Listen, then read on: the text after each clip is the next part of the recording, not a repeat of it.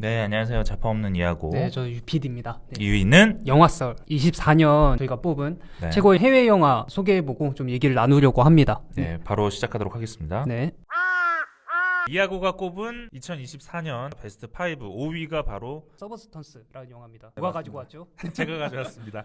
이 영화 혹시 보셨나요? 네. 아, 봤고, 보셨군요. 지금 제일 핫한 영화잖아요. 맞아요. 지금도 영화고. 핫하고요. 너무나 뜨거운 영화인데 전 이 영화 보자마자 너무 좋았습니다. 왜냐면은 연출이 굉장히 뛰어나고 익살스럽고 리드미컬하고 재치가 넘치고 영리하다는 생각을 했습니다. 그 정도로 이 영화가 도파민을 자극하는 영화이기도 한데 도파민만 자극하는 영화가 아니라는 점이 굉장히 이 영화를 높이 평가할 수밖에 없는 영화인 것 같고요. 사실 원래 5위가 따로 있었는데 네. 베스트 5 이미 다 정해졌거든요. 보통 12월 되면 안 바뀌어요. 다 정해졌기 그렇죠. 때문에. 근데 12월에 갑자기 이 서브스턴스라는 영화를 본 순간 와, 이런 번거롭더라도 다시 조정을 해야 되겠다 해가지고 5위 안에 들어왔던 영화입니다. 이 영화가 지금 현재 9만 돌파를 했거든요. 지금 기세가 너무 무서워요. 네, 되게 빠르더라고요. 네, 지금 1만, 2만, 3만, 4만 벌써 9만까지 왔는데 기세로만 보면은 거의 올해 최고의 독립영화 흥행이었던 존 오브 인터레스트가 20만을 모았거든요. 거의 그거에 근접한 흥행 스코어가 나올 정도의 흥행 기세를 보여주고 있습니다. 이 영화는 제가 방송에서 언급을 안 했던 것 같은데 쉽게 설명을 드리자면은 이 영화는 굉장히 자극적이라서 여성의 엉덩이가 한 500번은 나온 것 같아요. 아, 그렇죠. 그 정도로 특히나 남성 관객을 겨냥을 해가지고 이런 거 좋아하지? 이런 거 좋아하잖아 라고 마치 부추기는 것처럼 계속 보여주거든요. 자극적으로. 그래서 그 영상 자체를 즐길 수도 있는데 한편으로는 수치스럽기도 해요. 왜냐면은 그걸 노린 거거든요. 남성 사회에 대한 비판, 남성 위주로만 돌아가는 사회에 대한 비판적인 요소가 확실히 있기 때문에 거기에 여성들이 착취당한다는 부분을 확실히 꼬집는 부분이 있기 때문에 이게 영상적으로는 되게 화려하고 도파민을 자극시키지만 굉장히 불쾌한 부분도 있죠. 근데 그 불쾌함이 이 영화에 불만이 있어서 불쾌함이 있다기보다는 오히려 만족스러운 불쾌함이라고 해야 되나? 그런 묘한 감정을 일으키는 영화입니다. 제가 이 영화에서 가장 좋아하는 대사가 있어요. 그 대사가 뭐냐면 이 영화에서 실존 인물이죠. 미국의 헐리우드 제작자인 하비 와인스타인이라는 그 지금은 범죄자죠. 그분을 캐릭터를 그대로 갖고 온 캐릭터가 하나 있어요. 하비라고 이름까지 그대로 가져와서 그 하비라는 캐릭터가 이 영화에서 젊고 매력적인 역할로 나오는 수라는 캐릭터를 찾을 때 항상 하는 대사가 있어요. Where is she? Where is she? 라고 말하는 장면이 있는데 그 대사 나올 때마다 너무 웃기거든요. 저는. 왜냐면은 그게 너무 우스꽝스러워 보여요. 마치 아이가 엄마 나 배고파 배고파 하는 것처럼 애처럼 보이거든요. 그렇게 되게 가짜나 보인다는 측면에서 저는 그 Where is she? Where is she? 아름다웠고 젊은 여자 어딨어 어딨어 나 그거에만 환장한 놈이란 말이야 처럼 느껴져서 그래서 그 대사를 되게 좋아하는데 그거 말고도 수많은 명장면과 명대사가 있는 그런 영화인데 후반부가 이게 되게 막 나가거든요. 영화가 끝까지 가죠. 그죠. 끝까지 가버리는데 전 그 점에서 이 영화를 만약에 끝까지 안 갔으면 전 이 영화가 베스트 5에 못 들었을 거라고 보거든요. 근데 그 끝까지 간 덕분에 저는 이 영화가 와, 이 영화 끝나자마자 한 말이 와, 좋은 의미의 감탄사거든요. 와라는 말밖에 안 나왔고 제가 이 영화 끝나자마자 관객들이 제일 많이 하는 말을 들었어요. 제가 이거 N차 관람까지 해가지고 N차 관람을 한 관객들조차도 이 말을 제일 많이 하더라고요. 네, 이 영화 N차 관람하기 쉽지 않은데 그렇죠. 이게 약간, 되게 징그럽고 잔인한 네, 장면이 많이 나오기 굉장히네요. 때문에 네. 쉽지 않은데도 불구하고 전 이 영화가 너무 마음에 들어서 특히나 연출이 너무 마음에 들어서 그렇게 N차 관람을 했는데 N차 관람을 하면서도 관객들이 끝나자마자 가장 많이 하는 말이 있어요. 그 말이 뭐냐면은 내가 지금 뭘 본 거지? 그쵸. 네. 이 말을 제일 많이 하거든요. 그 정도로 이 영화가 호불호가 많이 나뉠 거란 말이에요. 근데 이 영화가 불호인 사람조차도 내가 지금 뭘 본 거지라는 말을 한 것 자체가 이 영화가 신선하게 다가왔다는 거는 명백한 것 같습니다. 그런 의미에서 꼭 보시길 추천합니다. 이 영화는 어떻게 보면 이미 우리가 많이 알고 있고 영화에서도 많이 얘기된 주제이긴 하잖아요. 외모 지상주의. 그렇죠. 그거의 폐해인데 이거를 이런 식으로 영화로 영상으로 표현할 수 있구나. 만든 사람의 좀 머리가 궁금하다고 해야 되나? 그런 생각이 들어요. 그리고 촬영도 되게 촬영이나 편집 같은 것도 과감하게 쓰더라고요. 맞아요. 영화 시작할 때 보면은 빨간 복도가 나오는데 네. 촬영이 왜곡되게 나오더라고요. 쫙 펴져가지고 그렇죠. 렌즈도 약간 특이한 거를 썼는지 모르겠는데 맞아요. 고전 영화에서 뭐 샤이닝 같은 데서 봤던 것처럼 그런 식의 세트라든지 촬영 구도가 보여가지고 그리고 클로즈업이라고 해야 되나? 익스트림 네. 클로즈업을 굉장히 많이 굉장히 씁니다. 많이 쓰고요. 네. 그리고 슬로우 모션도 굉장히 많이 쓰고요. 음악도 굉장히 자극적인 음악이 나오거든요. 그것도 반복적으로 나온다는 측면에서 챌린저스라는 영화랑 많이 좀 겹치는 부분이 있었습니다. 새우를 먹는 거를 되게 슬로우 모션으로 클로즈업으로 보여주는데 네. 되게 더럽게 나오잖아요. 네, 굉장히 더럽고 네. 그리고 제가 엔차 관람하면서 이번에 보인 건데 하비 와인스타인이 치아를 드러내면서 웃는 장면이 있는데 그걸 익스트림 클로즈업으로 보여주는데 그 이빨 사이에 잇몸이랑 이빨 사이에 그 약간 때같이 새까맣게 껴있는 게 보여요. 그런 것도 일부러 노골적으로 보여주는 거죠. 슬로우 모션이나 클로즈업이나 그런 거는 경우에 따라서 독이 될 수도 있잖아요. 그쵸. 그거 되게 과감하게 쓰고 있더라고요. 맞아요. 그런 측면에서 굉장히 인상적이고요. 이 영화를 저희 방송에서 소개 안 했기 때문에 네. 한 줄 평이랑 별점도 따로 말씀을 드릴게요. 이 기회에 이번 기회에 별점은 당연히 별 5개고요. 그리고 한 줄 평은 제가 이 한 줄 평을 소개하려는 이유 중에 하나가 네. 제가 근래 한 줄 평 쓴 것 중에 가장 많은 좋아요를 받았거든요. 이 한 줄 평이. 그렇기 때문에 꼭 소개를 하고 싶어서 소개를 드립니다. 한 줄 평은 뭐라고 썼냐면요. 바빌론, 슬픔의 삼각형, 챌린저스처럼 극단으로 가는 전복의 롤러코스터 끝에 캐리와 미드소마의 그로테스크로 도달한다. 이렇게 적었거든요. 아마 공감 많이 하실 거예요. 영화가 한 5개 나왔네요. 그렇죠. 한 5개 정도 나왔는데 이 5개 영화에서 나왔던 그 매력적인 요소들이 이 한 영화에서 다 볼 수 있습니다. 그런 측면에서 이 영화는 안 보면 후회할 영화고 안 보면 안 될 영화이기도 합니다. 주변에서 이 영화 보려는 분들 중에 저한테 그거 물어보시는 분들 많거든요. 이거 너무 잔인하다 그래가지고 고어하다 그래가지고 제가 이거 보고는 싶은데 자극적인 거 다 땡겨 하잖아요 사람들이. 그래서 보고는 싶은데 너무 무섭다 불쾌하다 그것 때문에 망설이고 있어요 하는데 다른 공포 영화와는 달리 이건 정통 공포 영화도 아니고 이 영화는 그런 지점들이 있지만 그래도 가리고서라도 꼭 보시길 추천드립니다. 진짜로 보면은 일단 후회는 안 하실 거예요. 진짜 내가 뭘 본 거지? 라는 생각이 절로 드니까 그러니까 흔히 경험할 수 없는 그런 영화예요. 맞습니다. 지금 얘기 나오는 걸로는 뭐 데미 무어가 아카데미 시상식 후보에 오르는 거 아니냐 약간 뭐 그런 얘기도 있긴 하더라고요. 네, 골든글러브에는 이미 후보에 올랐거든요. 네. 그러면서 이제 SNS에 화제가 됐어요. TV로 데미 무어가 보면서 골든글러브 지명된 순간 예라고 좋아하는 그 영상이 있거든요. 그 화제가 됐는데 저는 데미 무어가 이번에 아카데미 여우주연상을 타당하다고 봅니다. 왜냐면은 작년에 이미 더 웨일이라는 영화로 브렌드 플레이저가 수상을 했잖아요. 그것만 봐도 배우의 개인사랑 겹쳐져서 보이는 부분도 있고 아카데미가 주연상 수상을 할 때 플러스 요인으로 항상 꼽는 것 중에 하나가 분장이에요. 그렇기 그쵸, 때문에 당연히 이 분장도 굉장히 큰 역할을 했기 때문에 저는 충분히 데미 무어가 아카데미 여우주연상 수상해도 이상하지 않다고 봅니다. 그 다음은 4위 영화 보도록 하겠습니다. 네. 존 오브 인터레스트라는 영화고요. 네. 근데 이 영화가 저는 좀 의외였어요. 4위밖에 안 됐나? 약간 이런 생각이 들어가지고 아마 아까 제가 아침바다 갈매기도 객관적으로는 1위인데 저는 3위로 꼽았듯이 아마 객관적으로 보면은 대부분의 사람들은 존 오브 인터레스트를 1위로 꼽았을 거예요. 그렇기 베스트 때문에 안에 다 들어갈 거예요 아마 이 영화는. 맞아요. 근데도 불구하고 저는 4위로 꼽았는데 4위로, 네. 그 이유 중에 하나가 전 그것도 있거든요. 너무 완벽해서.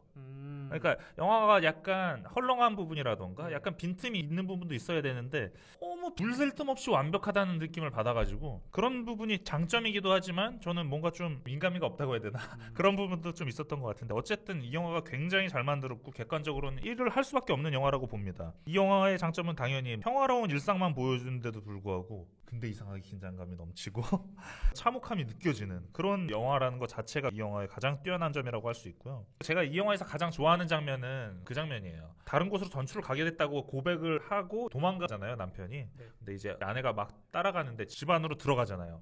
집 안 들어가자마자 이제 청소를 하던 사람이 벽에 딱 붙어가지고 멈춰 있어요. 마치 사물이랑 일체가 된 것처럼. 그다음에 이제 두 부부가 집 밖으로 완전히 다 나간 다음에 사물에 딱 붙어있을 때 그림자가 지면서 진짜로 안 보이거든요. 그러다가 이제 움직이면서 이제 이 사람이 다시 사람처럼 움직이는구나 보이는데 그 장면을 좋아하는 이유가 하나의 인간이 사물이랑 똑같은 취급을 받는구나 라는 거를 영화, 영상, 미장센으로 보여준다는 측면에서 그 장면을 굉장히 좋아하는데 이 영화는 완벽에 가까운 영화라고 할 수 있을 것 같아요. 아마 이거는 시대가 지나도 10년이 지나도 명작으로 회자가 될 그런 영화라고 봅니다. 이 영화는 포스터에서도 드러나는 것처럼 안 보이는 걸 보이게 하는 영화인 것 같아요. 벽 너머에 어떤 일이 벌어지는지 아예 안 보여주잖아요. 근데 우린 다 알잖아요. 그쵸. 소리도 들리고 네. 그런 게 진짜 그게 더 잔인하게 다가오고 하는 부분이 있죠. 존 오브 인터레스트는 워낙에 저희가 얘기도 많이 했었고 네, 여기저기서 얘기를 많이 하잖아요. 네, 맨땅의 라디오에서도 많이 했으니까요. 아까 그 언급한 것 중에 또 뭐였지? 막걸리가 알려줄 거여도 맨땅의 라디오에서 제가 소개한 부분이 있거든요. 그걸 통해서 보셔도 되고 존 오브 인터레스트도 마찬가지로 그 영상 또 참고하시면 좋을 것 같아요.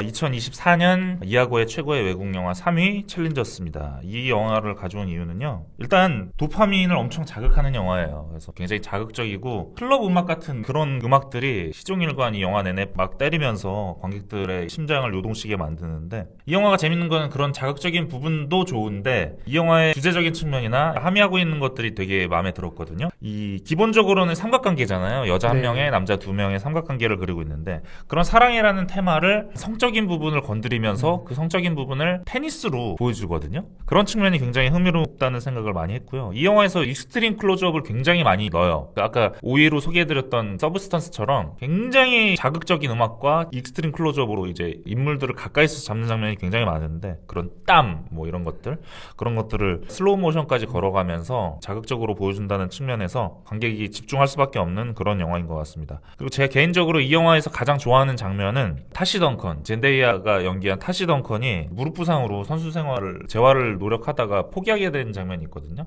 그때 이제 교회인가 그 바로 옆에 나무 기둥에 앉아가지고 감정적으로 힘들어하면서 괴로워하면서 눈물 흘리는 장면이 있어요. 그 장면을 개인적으로 가장 좋아합니다. 왜냐면은 이게 되게 슬픈 장면이거든요. 저 남자 선수 두 선수와는 달리 남자 두 선수는 테니스도 테니스인데 저 여자한테 너무 끌리는 거거든요. 근데 타시 덩컨이라는 저 여자는 두 남자보다는 오히려 테니스를 더 아끼고 사랑하는 사람이기 때문에 그걸 포기한다는 것 자체가 엄청난 일이거든요. 옆에 교회 같은 것도 있으니까 뭔가 좀 신성한 고해성사 같은 느낌도 들고 해서 그 장면을 가장 좋아합니다. 유망주잖아요. 그쵸, 유망주. 부상을 당해가지고 테니스를 못하게 된. 항상 1위를 하고 있던 친구가 그런 일을 겪으니까 더 타격이 크겠죠. 이 영화에서 또 눈여겨봐야 했던 게 촬영이 과감하게 썼었잖아요. 그쵸. 테니스를 치는데 공 시점에서 카메라가 왔다 갔다 하는 그런 것도 있었고.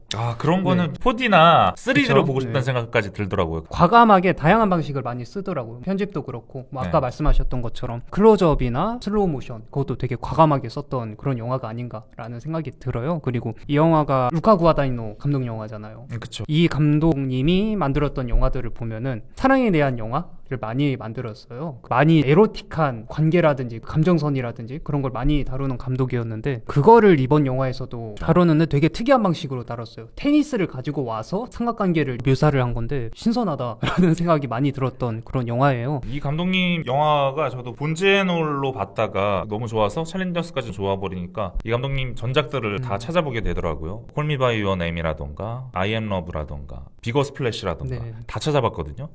다 좋더라고요. 진짜 기본 이상은 하시는 감독님이라서 올해 개봉하게 될 퀴어라는 영화 굉장히 기대하고 있습니다.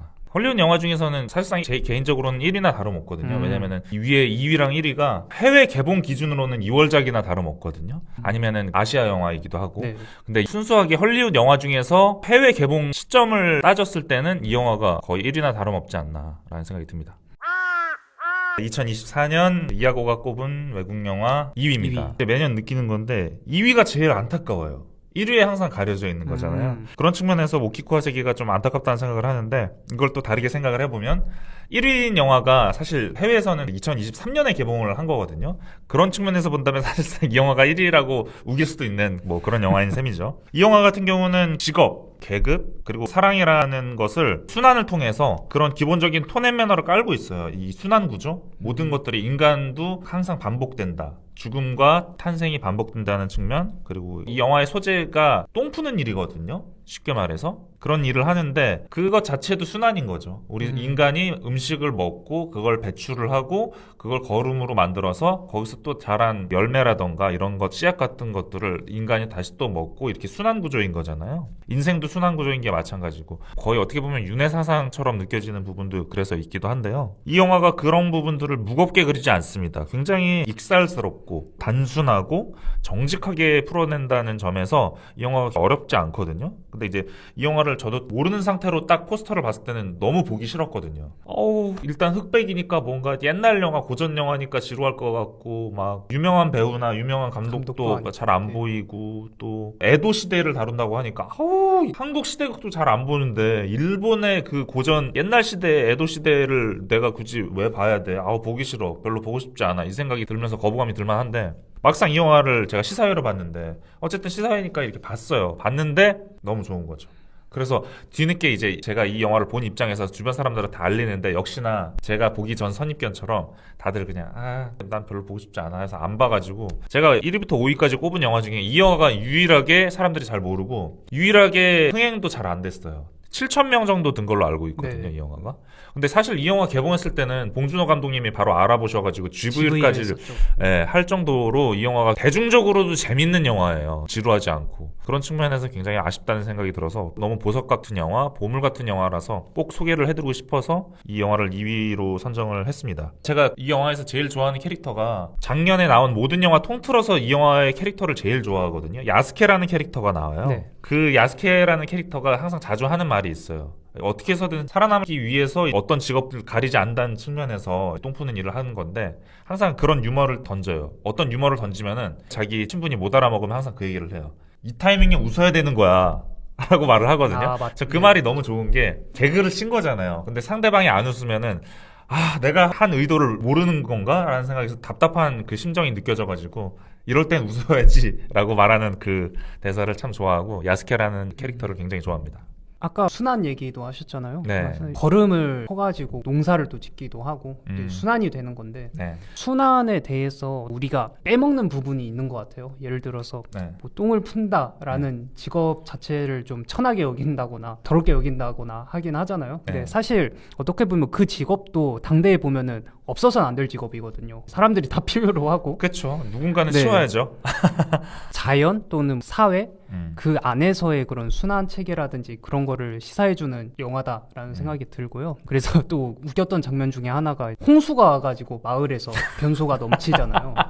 근데 그걸 치워줄 사람이 없으니 두 주인공이 등장을 하는데 사람들이 그 두 명만 기다리고 있는 그런 모습이 이게 돌려서 풍자를 하는 것 같은 그런 느낌도 있고 이거를 통해서 역설적으로 순환에 대한 중요성 그런 걸 또 얘기를 해주는 게 아닌가라는 생각도 좀 들었어요. 맞아요. 그 똥 푸는 일이 제일 계급으로 따지면 밑에 있는 계급인 것처럼 보이는데 홍수가 나서 이제 똥들이 다 올라오는 순간 그걸 치워야 되는 순간 제일 오히려 높은 계급처럼 보인다는 거죠. 왜냐면 모두가 그를 기다리고 그들의 도움을 간절히 바란다는 측면에서 그 순간만큼은 이 계급이 가장 뛰어난 계급이다라는 생각이 들면서 그런 순간들을 보면은 계급이라는 것 자체가 어떻게 보면 부질없다는 생각도 들고요. 그런 장면들을 보면서 떠올리게 만드는 그런 영화입니다. 오키쿠와 세계라는 영화였고 기회가 되신다면 한번 보셨으면 좋겠다라는 생각이고요. 네. 2024년 이하고가 꼽은 최고의 외국 영화 1위 추락의 해부입니다. 대부분 존 오브 인터레스트 아까도 언급을 해주셨는데 존 오브 인터레스트를 추락의 해부보다 더 높이 평가한 경우가 많아요. 대부분의 사람들이. 근데 저는 개인적으로는 추락의 해부가 더 뛰어난 영화라고 생각이 들고요. 왜 그러냐면은 이 영화가 그런 측면이 있거든요. 영화의 완성도가 뛰어난 측면도 있고 각본이 뛰어난 측면도 있는데 전 연출도 굉장히 뛰어난 영화라고 생각을 해요. 그래서 너무 이렇게 각본상 받았기 때문에 각본에만 포커스가 맞춰져 있어서 연출이 주목을 좀 덜 받는 측면이 있는데 이 영화 연출 보면 대단하죠. 오프닝부터 계단에서 하강하는 방식으로 카메라가 움직이면서 시작되는 측면이랑 엔딩에 있어서는 오히려 다시 침대 위로 올라간 측면에서 영화가 마무리된다는 측면에서 이 영화가 시사한 바가 좀 많이 있죠. 그리고 이 영화는 처음 볼 때는 추리물처럼 보여요. 추락의 해부에다가 살인사건이 벌어지고 하니까 추리물처럼 보인단 말이에요. 그럼 관객 입장에서는 범인이 과연 누굴까? 범인이 쟤인가? 제가 범인이 맞나? 아닌가? 그걸 추리하면서 보게 되는데 영화를 다 보고 나면은 그게 중요한 영화가 아니라는 거죠. 그런 측면에서 영화를 다 보고 나서 해결됐다는 느낌이 아니라 오히려 생각할 거리가 더 많아지고 상념에 빠진다는 측면에서 이 영화가 굉장히 뛰어나다는 생각이 들고요. 무엇보다 그 역할의 절반을 차지하고 있는 게 바로 잔드라 휠러의 연기거든요. 전 잔드라 휠러가 진짜 아카데미 여우전상을 받았으면 좋겠다라는 생각이 들 정도로 아직도 아쉬워하잖아요. 네, 지금도 아쉽습니다. 뭐 엠마 스톤이 굉장히 뛰어난 배우고 연기를 한 건 사실이지만 임팩트로만 강할 뿐이지 냉정하게 봤을 때는 잔드라 휠러가 연기가 더 뛰어났다고 보기 때문에 이 영화에서 제가 제일 좋아하는 장면이 잔드라 휠러가 후반부에 변호사 차 타고 가는 장면에서 웃으면서 대화를 하다가 점점 감정적으로 힘들어하면서 이제 우는 장면이 있어요. 그 장면 보면은 진짜 이 영화에서 저는 누구나 그런 상황이 나올 수 있다고 보거든요. 내가 의도하지 않았는데 법적인 부분에 연루가 돼가지고 내 사생활을 공개를 해야 될 때 얼마나 고통스럽고 심지어 내가 잘못한 게 없는데 내가 잘못된 건가? 라는 생각도 하게 되고 그 감정들을 굉장히 곡신하게 잘 보여준다는 측면에서 그 장면을 되게 좋아하는데요. 이 영화를 그런 식으로 바라보면 좋을 것 같아요. 여러분들이 다양하게 생각하는 것 자체가 여러분들만의 생각하는 것 자체가 정답이라는 생각이 들거든요. 그렇기 때문에 후반부에 그 아들이 진술하는 장면에서는 그래서 진짜 그때 뭐라고 했던 거야? 라고 궁금해서 교과서적으로 정답을 찾는 게 아니라 여러분들이 생각하시는 게 정답인 것 같아요. 저 아들이 말한 게 진짜인지 아닌지 아니면은 진실인지 아니면 아들이 한 말도 진실이 아니고 또 다른 무언가가 나는 추측이 된다든지 그런 것 자체가 다 정답이고 그런 찾아가는 과정 자체가 이 영화의 가장 흥미로운 요소 중에 하나이기 때문에 이 영화를 그런 식으로 폭넓게 즐겨주셨으면 좋겠습니다. 영화 마지막에 보면은 법적인 판결이 나오기는 하잖아요. 네. 사실 그것도 못 믿겠거든요. 사실 보는 입장에서. 왜냐하면은 워낙에 복잡하게 얽혀있는 관계이기도 하고 법적인 판단일 뿐이지 사실 진실은 아무도 모르거든요. 아까 말씀하셨던 것처럼 진짜 살인을 했는지 아니면 자살인지 그게 중요한 게 아니에요. 네. 이 영화는. 그 결론이 중요한 게 아니고 이런 상황이 되기까지 어떤 여정이 있었는지 그게 정말 중요한 영화거든요. 이런 식의 영화들이 좀 자주 나왔으면 좋겠어요. 네. 맞아요. 이렇게 훌륭한 영화들이 자주 나왔으면 좋겠고 현재 한국 시대에서도 시사하는 바가 많이 크다고 보거든요. 그쵸. 이 영화 속에서 범인이 누구야 이분법적으로 하나를 몰아가고 마녀 사냥하고 그런다는 측면에서 지금 시대랑 닮은 부분이 있는데 이 영화가 말하는 본질이 뭔지 그런 정답보다는 과정을 찾아가고 따라가고 가치관이 뭔지를 정립하는 과정이 중요한 것처럼 현대 사회에서 이 영화를 본 다음에 그런 부분들을 많이 느끼셨으면 좋겠어요. 누가 나쁜 놈이고 누가 착한 놈이고가 중요한 게 아니라 이 전체적인 사회 시스템에 과연 뭐가 문제인가? 좋은 사회, 잘 사는 나라로 살기 위해서는 뭐가 가장 중요한 건지를 스스로 자문해 보셨으면 좋겠어요. 이 영화를 보면서.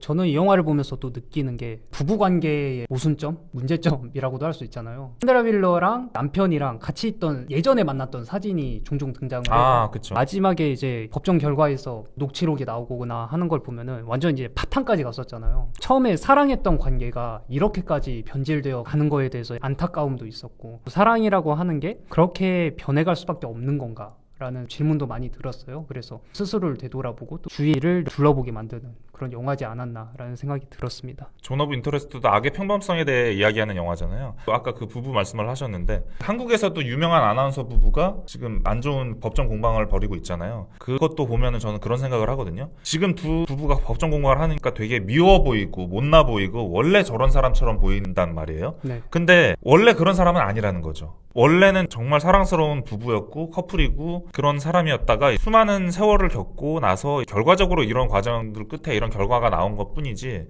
그런 과정들을 생각해 보면은 누구나 다 그럴 수 있다고 봅니다. 소개할 영화는 다 가지고 왔는데요. 네. 추가로 더 하실 얘기나 아니면은 이 영화는 좀 못 가지고 와가지고 좀 아쉽다 하는 게 있으신가요? 그런 영화가 몇 편 있긴 하죠. 아까 제가 서브스턴스 소개를 저번 방송 때 하면서 네.